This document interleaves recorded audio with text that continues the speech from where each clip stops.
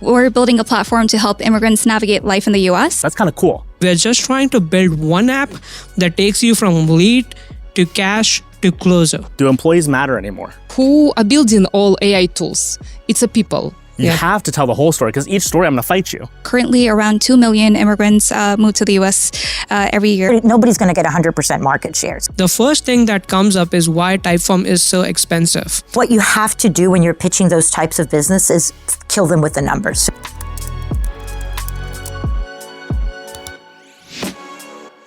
I'm Sherveen. Welcome to our offices. We are a venture-backed startup ourselves. Today, I'm also the host of the Feedback Loop, which is one of many different events and shows that we run here. We're going to welcome 6 fantastic founders up on stage to tell their story and give them feedback. And one of the fantastic things about the Feedback Loop is every week I get to welcome a different or rotating seat venture investor to join me, because I am an occasional angel investor, but the seat next to me is always a professional check writer. And in this case, Rachel from Red Bike Capital, who not only is the founder and general partner at Red Bike, but is a former operator and founder of a YC-backed startup that has done very, very well. And I want to start by letting you introduce yourself, but I'll give you the question I will have right away, just so you have it in the context of your intro. Founders turn VCs. It's an easy question for me to ask. If you have to think back to the journey you had, and now, you're kind of looking at it from the other side of the table. We're going to be hearing some early pitches. What's the unique insight you can bring to the table as someone who's been on both sides about early stage pitches, maybe even going back to what you might have gotten right or wrong with your co-founding team back in the day? But please introduce yourself. Well, hi, everyone. Thank you for coming. I'm excited to see the founders. I'm excited to be here. My name is Rachel Brink. I'm the general partner of Red Bike Capital. We're an early stage fund based here in New York. We invest mostly pre-seed and seed across fintech, SaaS, and health and wellness. Just a little bit about my background, and then I promise to get to your question. So I always say that my career is kind of like a wedding cake, like a 3-tiered cake. So the first layer is really around my early operating experience. I spent the first 15 years of my career building billion-dollar brands. I worked for Procter & Gamble, went to Columbia to do my MBA, then was at Estee Lauder, L'Oreal, Elizabeth Arden. Layer number 2 is my founder experience. So I started a company called Scentbird in 2014. It's an e-commerce subscription business focused in the fragrance category. I was one of 4 founders leading growth and revenue. It was an incredible, crazy ride from literally zero, an idea, to now being one of Y Combinator's top companies by revenue. So over 1 million subscribers, just an incredible ride. My role specifically was both on the B2B and B2C side. So on one side, thinking about enterprise clients, we had Coty, Macy's, Sephora, about 84 clients. The other side of it was on the consumer side. I always talk about it like I lived and died by CAC to LTV, right? Like that was my life. And then a couple of years ago, I started to think about my passion, what I love to do.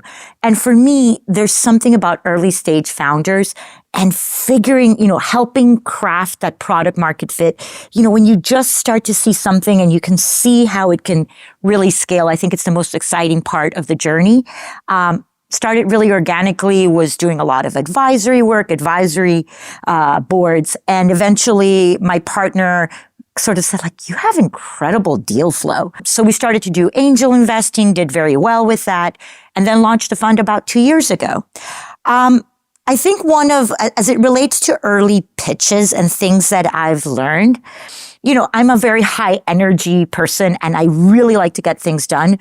But one of the things that I've learned with these early pitches is you have to be very mission oriented. What are you trying to achieve, right? And the truth is, very unlikely that I'm going to give you a check on a minute pitch. Nobody's going to give you a check.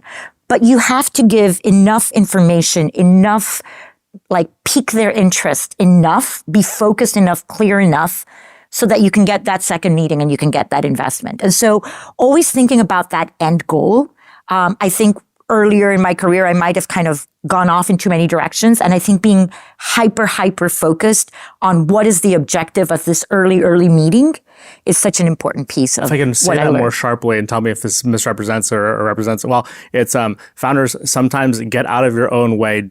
When you tell an expansive story thinking you're covering all the bases, you might actually cover none. just remember, like, we got a date, right? I'm not going to marry you on the first. So like, That's a great way to think about it. you got to think about, like, I have to be intrigued. I have to be like, finish that first meeting going, oh my God, I can't wait to get their deck. I want to introduce them to my partner. I want to see what their financials are. I want more, right? That is the objective of that first meeting. And so I think if you sort of cull out everything else that's superfluous, everything else that's noise, you can become so much better of a communicator and so much more effective as a fundraiser. I love it. Are we ready? Let's do Crowd, this. are we ready? With a round of applause, let's welcome up founder number 1.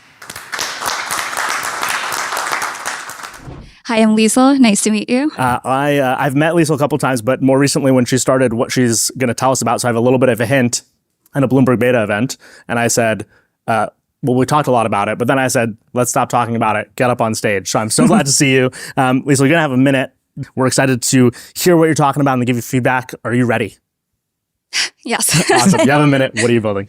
Hi, I'm Liesl, co-founder of Imera, and we're building a platform to help immigrants navigate life in the U.S.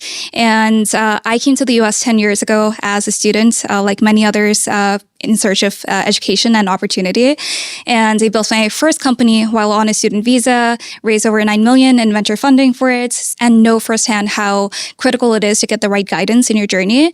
Unfortunately, for many immigrants, they don't get the right guidance while they still have their privilege of time. And for so many people who are on temporary visas, you need to make informed decisions quickly, and that can alter your entire life trajectory. So we're building a platform to solve for that. We provide personalized guidance at every stage of your journey as an immigrant.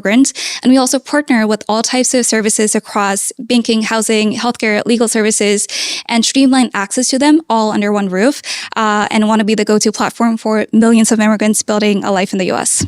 Awesome. Well done. Under a minute. Yeah. I'll start with a question maybe to kick us off. Again, we've chatted a little bit about it, so I have some context here. I think a lot of these sorts of products targeted are not going to find an unwanting crowd, as in there's an audience who is seeking other services, seeking answers, and all this other stuff. And whenever I think about founder going for that sort of a solution, it's kind of like, what are you not? When you think about like the user journey here, I can imagine so many of the things that you hinted at. Yeah. And I can probably like imagine a little bit of the roadmap for the next 2 or 3 years. Yeah. Where might it be surprising that you're deciding to say, hey, here's what I'm not building for immigrants. Here's where we're not going to provide them guidance. And I'm, not just like passing to service providers, but almost where in the journey does this stop? Whether it's in some cases a bad end, maybe because all the guidance in the world can't help some people, or success churn, in those cases. Yeah, I'll start with the last question there of like, where in the journey does this end? The average journey for an immigrant who moves here for school or work is around 7 years. If you come here like a student like me for undergrad, 4 years, and then you get, if you're a STEM student, you get 3 years of OPT. So that's an average of 7 years of like life cycle, right? So we want to be the go-to platform throughout those 7 years. And in terms of what we don't do, we're not, a fintech company. We're not, there's a lot of like solutions in this space for that. There's also a lot of like legal tech companies automating like visa processes. We are really targeting the knowledge gap because I truly believe that if you can give people access to the right information and exposure to different options that they have while they still, again, have the privilege of time, because for those on temporary visas, time is a privilege. The clock is ticking. That can like completely change their trajectories and also is economically incredibly beneficial to this country. Tell me a little bit more about the product, because as I was listening to you, one of my questions was, is this a like a concierge service? Is this a consultant, or is this sort of a platform that can be truly scaled? Yeah, so we essentially are building a platform that's AI-driven and provides personalized guidance. Let's say that, you've decided to move to the US. You can download our app, answer a couple of questions about you and your background, like where you're from, what are you coming to the US for, school, work, family, or any other reason. And then we essentially take your personal background and your goals, short and long term, pair that with essential knowledge that we've gotten from nonprofit and research partners, and create a personalized plan for you for your first week here, first month, and sort of that gradually evolves over time. And we want to make sure that you have the right information, early ahead in your journey. And then like during that journey, we also, again, partner with all types of essential services. So we also provide you streamlined and digitized access to all of them under one roof. Yeah, I think this is a very these are not all immigrants. This is a very specific. So like, what is the size of the market and how do you think about finding them? Yeah, that's a great question. So currently around 2 million immigrants move to the U.S. Every year for school or work alone. That's the market that we are targeting to begin with. And they also, again, have a high sense of urgency, especially in this market, with needing a different option and having, most people have 60 days to leave the country when, layoffs happen or, planning doesn't work out, right? I forget the first question you asked. No, and then my question was to that point. I mean, 2 million people is a very targeted audience. And so, how are you going to reach them efficiently? How do you find them? Yes, thank you. So we essentially are partnering with a lot of organizations that have a high level of international body. So that involves universities, employers, and larger organizations in general. So we actually, when we started building this company this summer, so we're pretty early in that, we started by talking to a lot of universities. In my last company, I used to sell to them. Now I don't have to sell to them. I just have to partner with them, which is a much easier conversation to have. And we're just going through them and basically, giving them a solution that, they really like, because there are so many areas where a university can't come in and guide you on, or employer isn't going to help you with, right? And when you arrive, you don't have a social security number, a credit history, finding housing all the things, right? I really love this point. By the way, I just want to pause on it on this idea of the incentive alignment with universities and employers who want the best for these people, but they either have to stop. I'm sure there's some regulatory burdens for them helping, but then also they probably want to stop. There are times for agencies, we provide Hollywood style representation for tech talent and even managing careers. There were people who had visa issues where I told them as a service provider, I'm like, hey, we're a small startup providing career management for tech talent for the first time. You're actually making me nervous with your burden. I'm not sure that we're equipped. I can answer your questions and there's a legal liability, of course. And the same thing with the university or an employer. It's I love this point. And so when you're telling the story, I think maybe as you're talking about these channel partners, talk about that incentive alignment and where they're just completely hamstrung. There are going to be people who get it naturally. Yeah. But I think that's really key because so many people could be skeptical, to your point of even kind of saying universities were hard to sell to in your last startup. Universities and employers are so difficult as a kind of partner. And so I think that can really be your wedge to helping people understand your go-to-market. Yeah, exactly. And so again, for universities, for example, conversations that we've had, they really like the fact that we're able to guide students in a lot of areas where they can't. So they can't tell you which bank account to open, where to go for, where to find housing, for example, or a lot of advisors also, they haven't been in your shoes. They might be great advisors in general, but they might not be internationals or immigrants themselves. And there's also a lot of nuance of if you're an immigrant from China versus an immigrant from Russia versus an immigrant from Brazil. Yeah. Right? There might be nuance. Yeah. Can you talk a little bit about the business model and how do you make money? Yes. And how you think about making money today and, at scale? Yeah, so we make money two ways. One is through our subscription model. So we basically tell you what you need to know, basic information for free. But then we really help you provide personalized guidance and automate a lot of the tasks in between under our subscription model. And then the second way that we also make money is through our partnerships. So for all of the different essential services that we're partnered with across banking, healthcare, legal services, we get a fee for each client that we refer. How much is an annual subscription? So we have monthly and annual. Monthly really because we want to make it accessible for the vast majority of people. And especially because we also are targeting students as well as those who come for work. We want to make sure that... Roughly how much is it a year? Around $100 a year. I mean, I do think that's going to be a challenge for you in raising capital from venture funding. Because if you're talking 2 million people and it's $100, how do you scale that to $100 million business, right? You got to think a little bit of the top down. So that would be one thing that I would call out is thinking through, I think there's some startups that have done very successfully targeting, I'm forgetting the name, but there's a startup that specifically targets payments so that if parents from abroad want to pay for colleges and don't have a US bank account, they're able to do it. So they're in very large flows of capital and are able to get very large dollars, even though it's a small population. I think what's going to be challenging for you is just thinking about the revenue model. Okay, 2 million people, $100 each. How do you get to a bigger number? Yeah, so actually the 2 million is new immigrants coming to the US every year. Okay. And there's around over 40 million immigrants in the US alone. I think in the workforce alone, there's around 22 legal immigrants, like 30 million total. So there is a larger market. So we will be meeting people at different points of their journey. But over time, also, the way that we're starting is really, again, like helping people with their basic needs, providing personalized guidance through different stages of their journey. But because we will know so much about these people from the very beginning of their journeys, we can then also expand our services over time, right? And we can automate a lot of paperwork, legal and otherwise. And we really see that, as a great way of scaling in the future.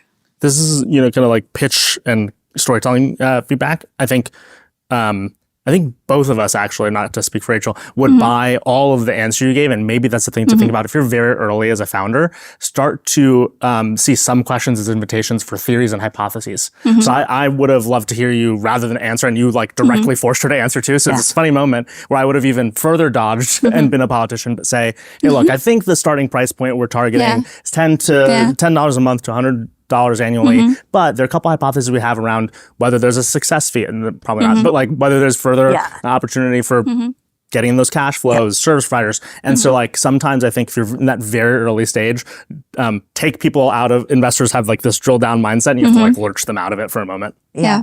And I think that the other thing that I would give you feedback on is I think you did a good job of telling me, because honestly, when you're telling me it's 2 million people, I'm like, nobody's going to get 100% market share. So how big can this thing get? I mean, is she going to have 100,000 people and that's it, right? Yeah. 10% of the market, but now you're explaining a bigger opportunity. So maybe there's a way, even when I ask you about the size of the market, to sort of frame it a little bigger, so that it gets a little bit more exciting. 40 million existing, 2 million inflow every single year. Yeah, something like that. Yes. So here's a big question for me. I don't know if it's big. What's the variance? And feel free to use a hero story or something in terms of the choices someone might make. I come from an immigrant family, so I have some in my head, but I want you to share kind of what you think of, especially in the context of your product, in terms of they might go left, but with my product, they might go right and things turn out better. Describe some of that. Yeah, I can, I guess, use my own story as an example, because I came here as an immigrant, on a student visa. Statistically, I'm one of, a million immigrants on a student visa in the US, and less than a quarter of them actually managed to stay after graduating. So, I'm one of the 25%, even though, again, international students alone, they contribute over 40 billion to the US economy.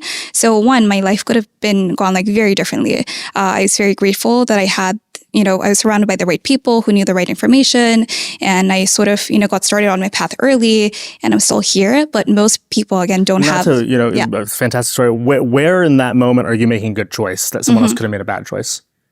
Or an early choice, and they could have made a choice too late, or they could have been down a process. Like I want to hear, like, not to put it this way, but of someone whose story didn't end up well. What happened differently there?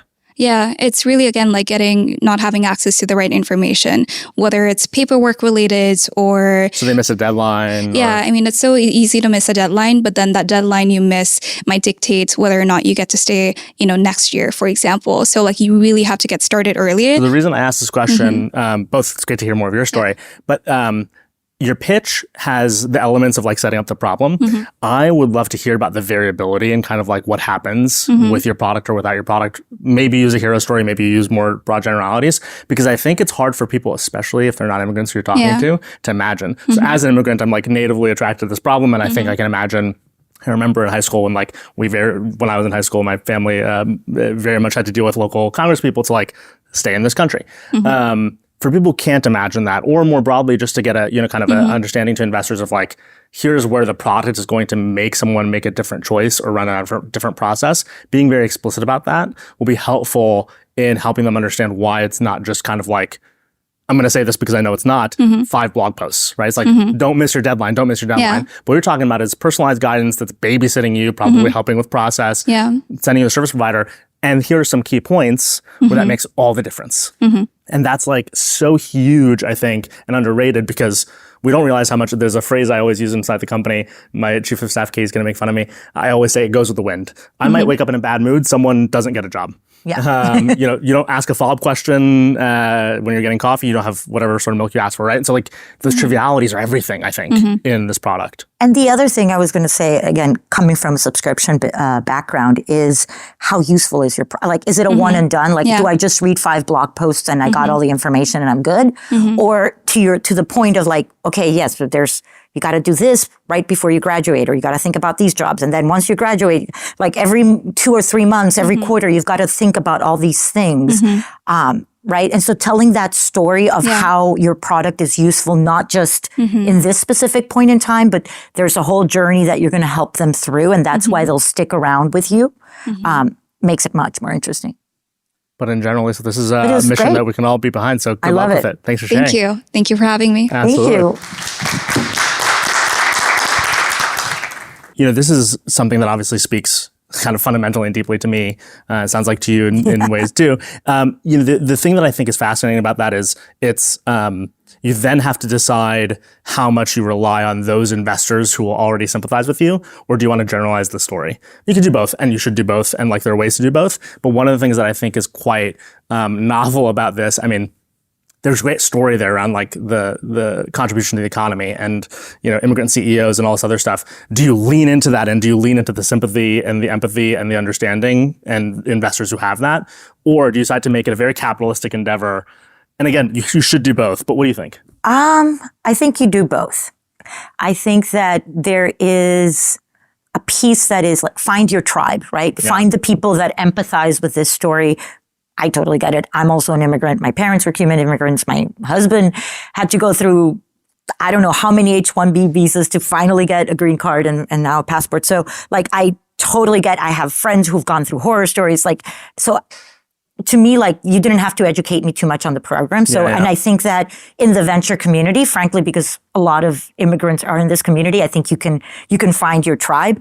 Now, having said that, my job is called venture capital. It has the word capital in it, right?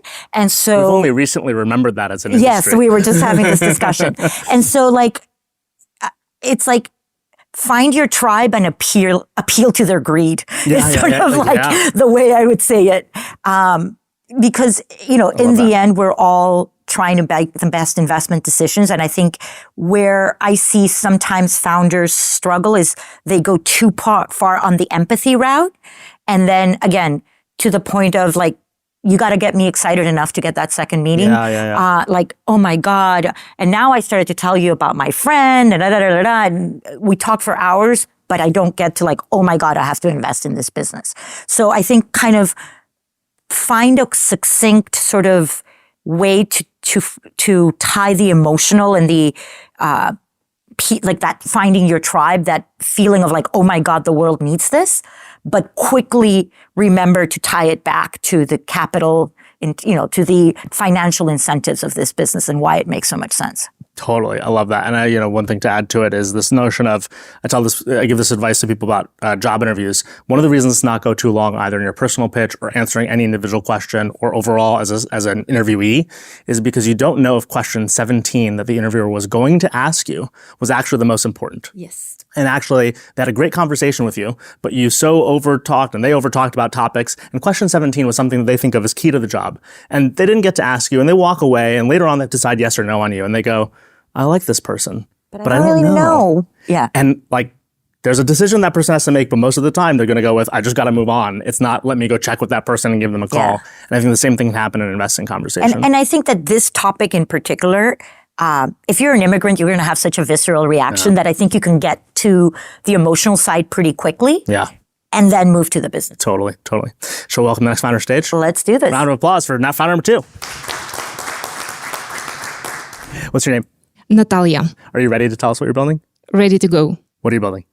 So, as investors and tech startup founders, you know that people are key to success. I also believe developing talent is crucial for any tech company to reach its full potential. But the soft skills gap is a significant challenge in the tech industry, and tech companies face real pain points because of it. Great engineers struggling as managers, high burnout rates, and short employee tenure. There are just some of examples. That's why we're building Elatra, an employee talent development platform that includes professional one-to-one coaching, microlearning content, and AI-powered features to fostering leadership skills, track progress, and drive behavior change. Since our launch, we hit $324,000 in annual revenue, and I'm proud to say that 9 out of 10 Elatra users are willing to recommend us. Well Thank done. you. Good job. Bravo. Me first or you first? I mean, this one's all you. This one's so I do you. live in That, this Yeah, world. I know your next question. I read it answer. Well, I don't know. Maybe tell me if this is this has been done a lot in the history of kind of like tech startups in the HR tech space.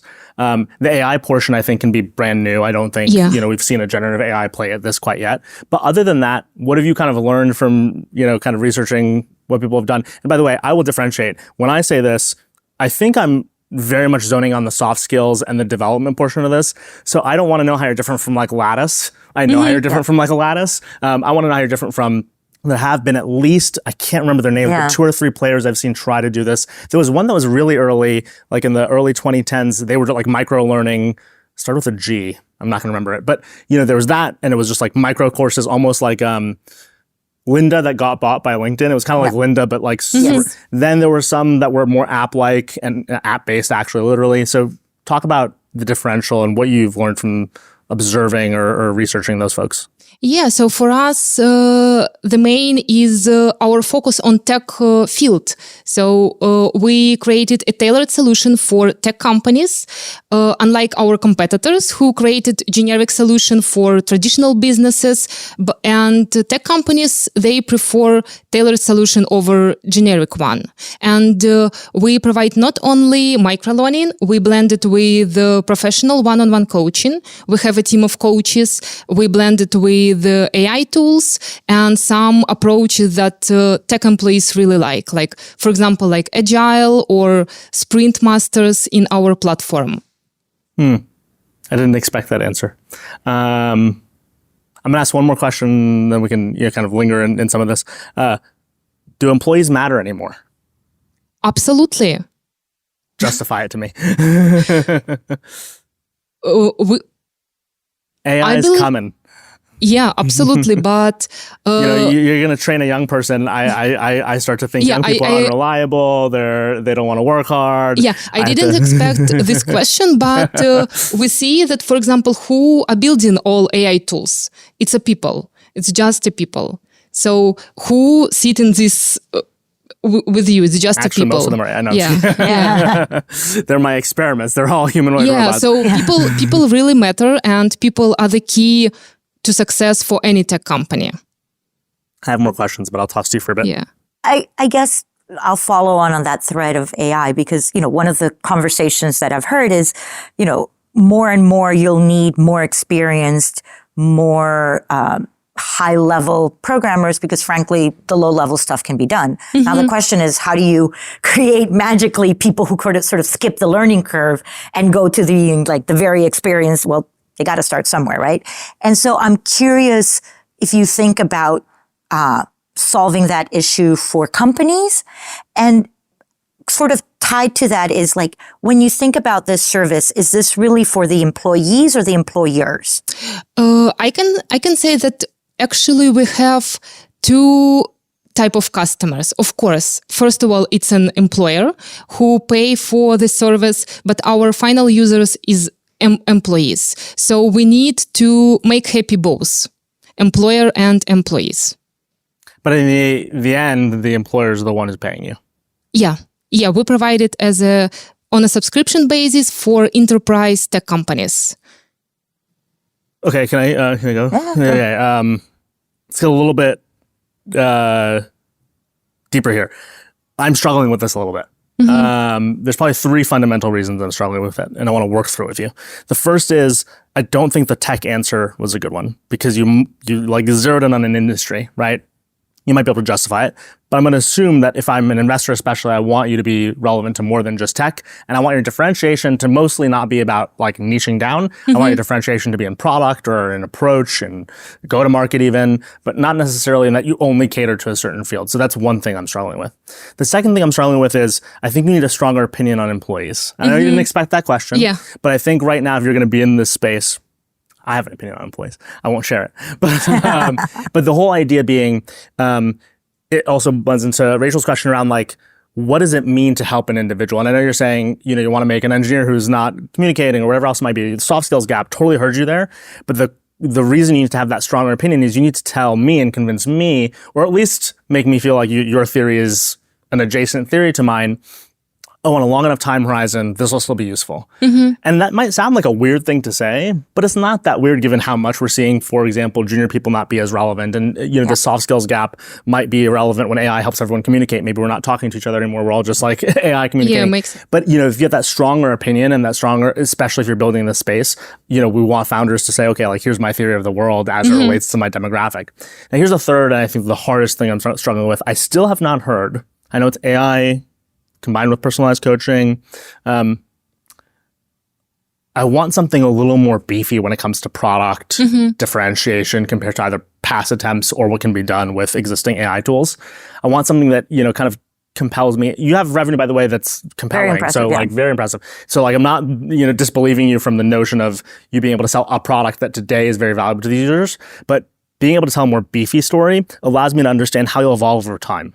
Right now, I can't really predict your roadmap. You've definitely built something today that helps folks with soft skills with AI and personalized coaching, and people are willing to pay you money for it. Does that mean I can tell what they'll do in 2 years? No, because there's not the sense of like, what is the product literally? It just is an example I'm going to make up because I don't know your product. If you said the thing we do is we integrate with everyone's Slack and we ingest all of their conversations. And so we actually talk to you in the language you like to talk to. So your Gen Z employees are going to get emojis and your millennial employees are going to get old memes. I don't know. But like, again, that's just an example. I need some of that UX juiciness, not just to get some of the juiciness, but to understand where you're going as a product founder over time. So those are my three concerns. Let me just open all of that up to you and hear like your thoughts more broadly. Do you have any piece of that feels like you want to bite at it? Yeah, everything is relevant. And when we speak about our future vision, I absolutely agree with you. And what we would like to actually make is democratize coaching for tech companies, because now with the real coaches and AI approach, companies can provide coaching only for 5% of their workforce. But with AI, we can, and real coaches, we can create really tailored AI coaching solution that company will able to provide for everyone in a company. And we will be able to really democratize this field in the future. I'm not compelled by. Let me tell you what I think is interesting about that and what I think is not interesting. The interesting part is there's some part of that got me to start thinking about this. So I was like, oh, okay, I don't know that there'll be many employees, but the ones that exist will matter. Yes. And companies will want to invest in them. And they don't want to invest in just the leaders. They'll want, even if it's a 5% workforce, that 5% to be more performant. And the idea of providing coaching to them is going to become compelling over time so that they kind of remain ahead of the game versus, kind of everybody else. The not compelling part is we're living in this space where I think like, I'm not saying they will, but a competitor could launch tomorrow and I would not be able to tell someone both of us haven't met. What's the secret sauce? What's the secret sauce and how you're going to stay ahead? That's my challenge. Are you feeling the same thing? I'm feeling the secret sauce. And the other question is, look, I think that, we were just having a conversation back there about, this is a very difficult economic environment where companies are really, particularly in the HR space, are really, rethinking their investments. And it either makes you money or saves you money. And so I'm struggling a little bit with the clarity of like, how does this save me money or make me money in a unique way that nobody else can? So it kind of it's the secret sauce and the save me money or make me money tied to it. You might not know your secret sauce. Why do people buy from you? You have how much? 300 something in ARR? I didn't. Your annual revenue, how much was it? 324 right now. Why are people paying you? Because they would like to support their people. And what were they doing before? And they didn't have any tailored solution for tech company. And especially LAD, learning and development specialists, they shared with us that their people don't really want to, engineers, for example, who became leaders, they don't really want to work with coaches. They don't believe... it doesn't feel relevant. Yeah, it doesn't feel relevant. But we provide for them an outlet. Familiar environment. Safety. Yeah, safety environment. And all our coaches, they have background in tech field, so they speak the same language with these people. The business model on these contracts, what does it look like? It's a subscription per employee per month, $340. Includes an amount of credits that allows them to access the coach some amount of time, or how does the coaching portion work? Currently, it's unlimited for companies, but just because now we know that it's 2 times per month. What is that? Companies that are buying from you right now, what do they look like if you had to triangulate? They're obviously in tech, but what else is similar amongst them? Our ideal customer profile is a tech company, any tech company with more than 1,000 employees. And is that the current customers as well? Do they qualify under that bucket? Yeah. Can we dig a little bit deeper onto the human coaches? Because I'm looking at the economics and, human coaches are expensive, and $340, 2 sessions a month, that, how much are you paying them? What's your margin on this? Because obviously the more hours that these employees spend with the human coaches, it might be the best experience ever, but it might also kill your margins. Yeah, currently we have 53% of gross margin, and we pay coaches $80 per session. And coaches, they are happy to work with us because usually they spend 80% of their time for selling, marketing, but they really prefer to coaching. Yeah. And how scalable is it to find these types of coaches? Because this is obviously not, to your point, it's not just any coach. It's a coach that understands engineers, that understands the culture, the language, the way they like to communicate, their challenges. So do you find it hard to find these types of coaches? No, for us, it's maybe the easiest part of our business. Currently, we have just 50 active coaches and more than 300 in wait list who would like to work with us. What's the AI part of this right now? Sorry to interrupt you. What's the AI portion right now? Yeah, right now we have a few tools, for example, like AI feedback tool that our users can use before coaching session. They can collect the feedback from their colleagues, and we summarize it in... For the sake of time, I'm going to pause you again. So I think there's something here, and I think we're not going to find it on stage together, but I want to point out to you what it is. There's probably a much deeper story that you're not telling. I think part of it is probably the language barrier a little bit, because you're being very clear, but I can tell that you're not... I can tell that you're far nerdier than you've been on stage about this problem and about exactly what you're doing for your customers. There's also a lot that we've sat in the problem of soft skills rather than in the solution of coaching and how that will make a meaningful difference and what it results in. I'm going to guess that your product actually does a lot of things around AI making coaching better. Whether, by the way, that winds up being a human coach, or in the future, you make a bunch of AI coaches off of all the coaching you've facilitated. And if you could tell this story to the platform you're building that essentially says, hey, today we actually have the best human coaching network supported tech enabled by AI, and we're going to companies and saying, hey, you really care about the soft skill gap. We're going to provide you the best coaches. But by the way, your employees, especially younger employees, they don't always want to be talking to a coach. Here's where they're going to talk to a chatbot. Here's where they're going to collect feedback. Here's how AI is going to make the coaching session better, both before and after, make it actionable. By the way, over time, in the 3-year outcome, we take all those coaches and we replace half of them, or a coach that's over 5 AI coaches or whatever else it might be. And I have to tell you, you have to tell that narrative. Yeah. The narrative you've told us on stage is too simple. And I know you're building something different. So let me encourage you, you have to go deep, because you're in a problem that's been approached too many times. It's too easily. It's too generic. It's too generic. And so the deeper you go in your solution, right, you're fighting in my head of like, okay, fine. But there's more to it, right? I was trying to peel some of that out of you. Like, I understand. Yeah. Absolutely the same we see when we speak with our potential clients. So as more we provide information, as more we let them try the platform, all AI tools, then more than love it. And one of the things I'll say to you that I usually tell founders not to do, I've only given this advice like 3 or 4 times, having a hero story.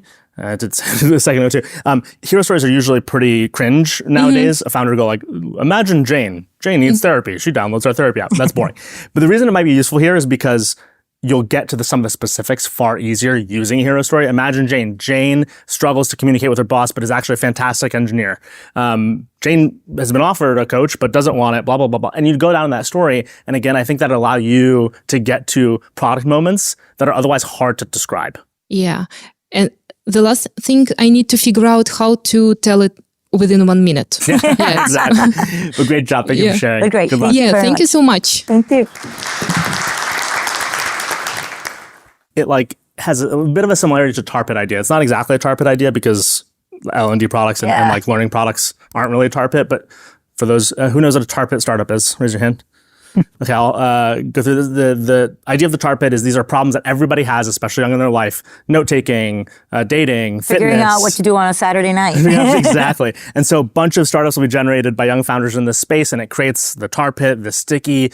The problem is real. Everyone kind of wants it to be solved, but none of the solutions are good enough. And so everyone uses your product for a second. They'll tell you they'll download it. They might use it for a month and they turn off of it. And tar pit ideas, again, this is similar to one. The problem is, it's not that the problem is not real. The problem is definitely real. We all experience it. That's why it's the tar pit. But to get out of it requires a significant game change. And so if you're describing your solution in the context of being in a tar pit, you have to sound like you're going to break out of it. Yeah. And I think, what scares investors is obviously it requires behavioral change. Yeah. And that is a slog. That is expensive. That takes a long time. So figuring out how you're breaking out is really important. Totally. So welcome to the next founder stage. Yes. Round of applause, founder number 3. Yeah, is it good now? Yep. What's your name? Prateek. You're going to have a minute to tell us what you're building and get some feedback. You ready? Sure, all What are you good. building? So, hey guys, I'm Prateek from MakeForms. Imagine in how a normal sales team works. The lead comes from a form builder that it goes into a CRM like HubSpot. Then people try to book meetings using a Calendly app.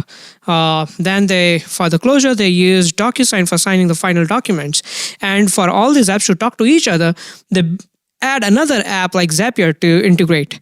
So that's 5 tools. You are paying so many people. You are onboarding so many people everywhere. And it's, like the normal cost is about $90 to $145 for one seat. And we're just trying to build one app that takes you from lead to cash to closer. So that's what we are building. We started building it in 2022 with Form Builder, launched it in March 2023, done a lifetime deal, $100,000 in revenue. And without spending a penny on marketing, we are already $3,000 in MRR. So we are looking to raise to build the next. We feel that we'll be ready. That's a minute. Don't worry. Put a round of applause. Great. Why did someone on my team give him the notes as to how we build our lead to cash pipeline? That sounded like my setup. Yeah. So I've seen a lot of startups in this space. I think AI in particular has opened up a lot of possibilities around enriching the databases, better connecting the databases. So talk to me a little bit about sort of what's the secret sauce? What's the uniqueness here? How are you solving it? Okay, that's a good question. So when when you have multiple apps, the biggest problem is you don't know which one will go down. And on top of that, if you're integrating something like a Zapier, you don't know if it's the Zapier that actually didn't send the data, or it was the other app that did not receive, or the one that did not send.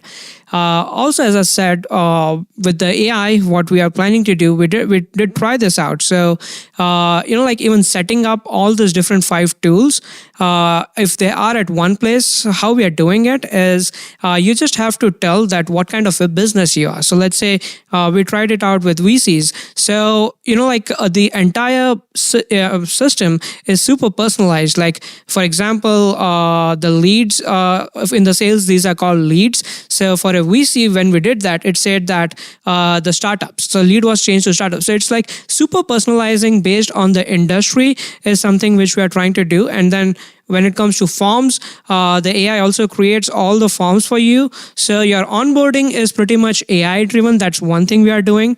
The other thing that we have done is, since we've been building for so long, and since I have a 15 years background and, like web design, I've used so many tools. So we are not just building and shipping. Like the form builder module alone took us almost 2 years to build. And today we've got literally people coming from Typeform to us. Typeform has been asking for one feature for past 3 years. They never delivered it. Our users went to the Typeform forum and said, hey, there's this tool called MakeForms. They offer this feature. What's the feature? It's called OTP verification.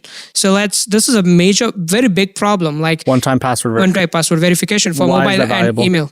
So I'll tell you, you get the leads. You don't know if the email is genuine or the mobile number is genuine or not. What we do is just on a click of a button, we send one-time password to their email or phone number or WhatsApp. Typeform doesn't have any option to add verification to No, Typeform does not have them. They kept giving.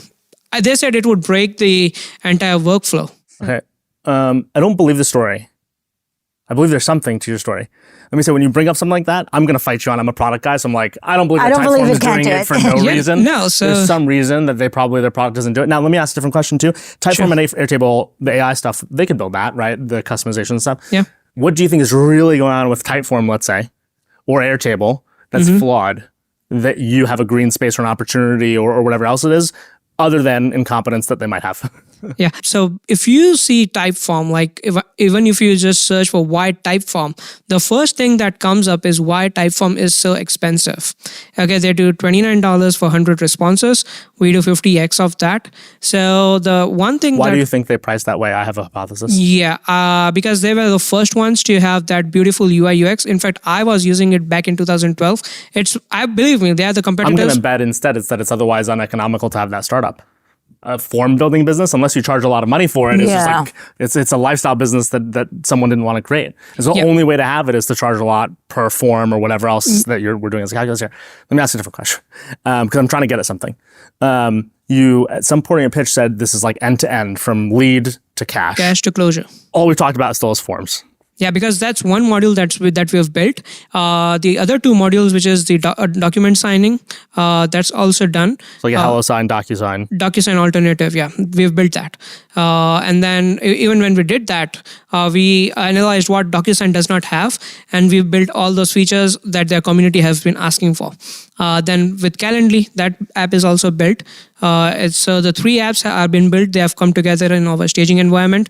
The CRM, it was built, last year. So but you have a CRM as part of it as well. Yeah. So it will be Forms, CRM. You have to use your CRM? Sorry? Do you have to use your CRM to use the rest of your... No. So the best part is that if you don't want to use the CRM, that's perfectly fine. The fact we're getting to this is like the problem with your... It wasn't the problem with your pitch. It's the problem with after your pitch. Yeah. Is we're getting stuck in micro stories. You have to tell the whole story, because each story I'm going to fight you. You're building a form builder. All right, let's fight. You're building Calendly. All right, let's fight. You're building DocuSign. I have a friend building Agree.com. Let's fight. Don't do that, right? It sounds like the innovation you think, after many years of building, it's coming together, is you saying all of your modules together make something really compelling, but you're not telling that story. You're going, my form builder is better than Typeform. My calendar is better. That doesn't matter. Yeah. An investor is not going to care about the vision of that. They're going to care about the vision of when they all come together. Now, then they're going to get other fears. For example, I think CRMs are scary businesses. So then we can debate about, okay, how do you replace HubSpot? And that could be an interesting conversation. But that's a much more interesting conversation than why is my form builder better? It's like, when we bring all this together. Well, and the other part, as I was listening to you, I was like, wait a minute, but is he just a form builder? But I thought he did all you start to lose the thread of, the macro vision, which is you're a super app, right? Yeah. So the reason that, we started with forms, we never imagined that we would go this long. But, in the journey, we felt that if we actually build this, so this is also a thing, we are yet now we are MakeForms, but I have another domain called make.io. So we are probably going to rebrand it to make.io or something like that. Can I give you some feedback? Yeah. I'm going to give you feedback, so I'm going to continue. This story doesn't matter, and several other it's very stories you confusing. told don't matter. Yeah. Yeah. It's like Yeah. when you talk about the domain, I don't care. When you say the customers came to me and asked for this feature, I don't care. That's not what you like. When you're selling a vision, sell the vision. Yeah. And I think it's actually probably because it sounds like you're a successful, what I'm going to call iterative entrepreneur. You did not start in what year did this start? Sorry? What year did you start this? With forms. What year? What year? So we started in 2022. When you were in 2022, it sounds like you actually did not say, I'm going to make make.io and it's going to have all these things. That's kind of cool. You succeeded. You built another one. You iterated your way and you're like, now I can put some of this stuff together. Yeah. That's causing you to tell the iterative stories. You're going like, let me tell you about the time this went to Give this me to this to this. Yeah. Barely does anyone care. Yeah. I mean, I'm not saying no one but cares. it just gets Yeah, I very get that. convoluted, and then I get stuck on one. To your point, now I'm like, well, can he really build a better Candly? Can he build a better Typeform? Okay, this guy's trying to build like 7 companies in one. How's he going to do all this, right? Yeah. Versus if you start with the upper vision, Yeah. sort of the overarching vision, I'm like, okay, maybe I buy it, maybe I don't, but I'm anchored in this bigger vision. Yeah. That makes sense. Cool. What do you think, from investing in SaaS, when you think about the notion of replacing, right? And this is like something that I'm concerned about in your pitch, not from a pitch standpoint, but like now founder to founder, and actually founder to founder to founder. But at investor hat on, that conversation is really challenging to me, because it's honestly like, as you know, it sounds like you're doing it well so far, but like to say, hey, I'm going to take your 5-year deal with HubSpot or your 2-year deal with HubSpot. I'm going to take all of the user behavior and I'm going to change all of this. It can happen. It happens. HubSpot takes a lot of market share away, from Salesforce. But as an investor, what do you need to hear, feel, touch to go, your SaaS is going to rip out someone else's SaaS? Well, I was just thinking, I was going to ask you who's your customer, because I think that's going to that point of, if you're a larger enterprise, you probably already have something, right? You couldn't have gotten this far. And so this idea of having to rip out and start a new house that has all this is very scary. Like you'll have a lot of friction to get those customers onboarded. So that was one of my questions. It definitely is something that I'm like, oof, you can get really lost in that and just have a very long adoption period in order to get new customers. So when it comes to customers, we are trying to focus on the mid-market and specifically in the Indian ecosystem because for us to sell it here right now, it's quite tough because there's saturation at a certain point in time. But India as a market, we are seeing a huge shift to, like getting technology enabled. Even like so that would be, we would be targeting the mid-market in India. That's our target group for next, at least until, like we reach to a certain revenue, we would be focusing on the mid-market in India. I think that's really critical, and I would have wanted to know that earlier in the pitch. Yeah. Because that's a whole different company. And I wouldn't want it to be because, by the way, and you have to get crafty as a founder, don't say because the US is saturated. Say because there's an opportunity in India. Yes. Because when you say it's because the US is saturated, I'm like, oh, so you gave up. And well, it's also like, oh, so they, then I'm like, oh, well, can they grow that big? Versus like, India is huge. Yeah. There are emerging companies, emerging huge companies, capital markets. Huge need. You don't have an established player, so you can, you're not ripping out, you're establishing, you're sort of growing the pie. So there's like a whole other conversation that you can have that's much more positive and opportunistic. So I would go that way.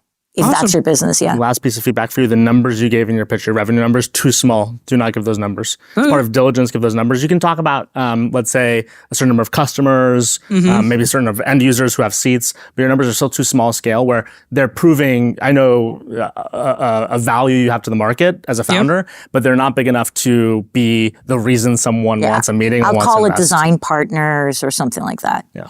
Got or it. first this many beta customers or initial customers on MakeForms that were migrating to make.io. There are all sorts of ways, but dress that differently. Yeah. Got it. Cool. Good luck. Awesome. You're on a big Good luck. journey. Thank you. Yeah. Thank you. It's hard, I think, on the idea of that bigger vision. Actually, I'm curious. Did Scentbird have this problem a little bit? It's such an interesting business to me. We haven't talked about it yet. Because going like, oh, we're going to build a consumer box, subscription box for perfumes and scents can be like a big way to simplify that business. And you have to keep people in some grander vision. And you all achieved according to what I've read, revenue numbers that would surprise someone who simplified it that way on day zero. Talk about that. Absolutely, yes. It was one of our biggest challenges. And the way we learned to frame it, I always say kill them with numbers. So when people hear the fragrance category, and frankly, we were pitching a bunch of men, and a lot of them didn't use it. So we get a lot of like, oh, I'll ask my assistant. I'll tell my wife. I don't know. And what you have to do when you're pitching those types of business is kill them with the numbers. So, oh, yes. Well, the fragrance category, the shaving category, which is a category they understood, right? They were guys, they shaved, they understood shaving. The shaving category is actually a $9 billion category. This was also 2014 when Harry's and Dollar Shave Club were extremely hot. So you have to think about like— venture-backed. And venture-backed. So you have to think about how do you couch it in numbers that are relevant to the listener, that are relevant to the time, right? Oh, the blades and razors category is a $9 billion category and growing about 3% year on year. The fragrance category is a $47 billion category and growing 12% year on year. That's why we're doing it in fragrance. Jeez. Right? So it's that. Well, it gives them empathy, right? I think this is the thing. We've had a bunch of, especially female founders who are selling something targeted at women, and they get up on stage, and I think even unintentionally, sometimes either me or the guest, who is most typically, unfortunately, male, will try to get to the product stuff without first gaining empathy for the scale of the problem. Yes. And the scale of the problem allows you to go, okay, I might not understand it from a personal experience, but it's a good business. And it lets me intellectualize where people are trying to put their dollars. Exactly. Right? Because it's ultimately this question of, it's not that I can believe anyone can build a better mousetrap or whatever. It's more so how many people are actively trying to address that problem in their life and are willing to deploy capital against it. And to develop that empathy from an intellectual standpoint, I think that kill them with numbers strategy so effective, because immediately you're like, oh, I don't know if I care about this, but I don't know if she's right. Here's how much money we can make together. Yes. And I mean, it goes back to the first startup that we talked about, when we were talking about the immigrants and I was like, $2 million. And you're like, okay, but if we frame it within the bigger picture and then we think about how much money they produce and how much money they spend, oh, okay, now this starts to get interesting, right? And so that's where I talk about like, you have to build the empathy piece, right? I need to care about this in order to invest, but you also have to just give me the financial model. What's in it for me? Do you think by the end of that journey, not the end of your portion of that journey, especially in the early stage, you wound up convincing non-believers or mostly finding believers? No, I think that a big piece of it also, and this is something that I'll tell any founder, is best way to convince non-believers is traction. Yeah.